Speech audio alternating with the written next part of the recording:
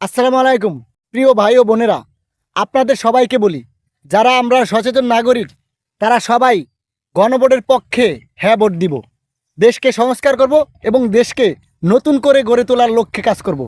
অতএব আমরা যদি হ্যাঁ ভোট দেই তাহলে 10টি দফা বাস্তবায়ন হইব, যেই বাস্তবায়নের মাধ্যমে জুলাই হত্যাকাণ্ডের বিচার হবে এবং একজন লোক দুইবারে বেশি প্রধানমন্ত্রী থাকতে পারবে না।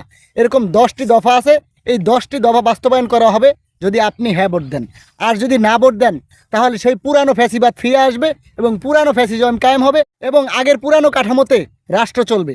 অতএব আমরা এই জুলাই আগস্টে 2,500 লোক শহীদ হয়েছি, হাজার হাজার লক্ষ লক্ষ মানুষ আহত হয়েছি এই একমাত্র সংস্কার করার জন্য এবং নতুন বাংলাদেশ গড়ার জন্য। অতএব আপনার আমার উপর নির্ভর করে আগামীর বাংলাদেশ আপনি কেমন দেখতে চান।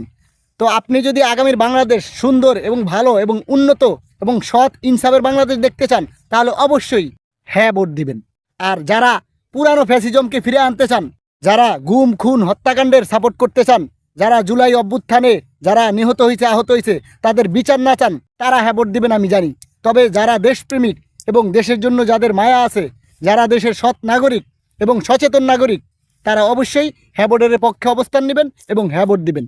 তো আশা করি আপনি আমি সবাই মিলে এই বাংলাদেশকে নতুন করে গড়ে তুলব এবং ফ্যাসিজম মুক্ত করব এবং আগামীর ইনসাফের বাংলাদেশ গড়ে তুলব ইনশাল্লাহ।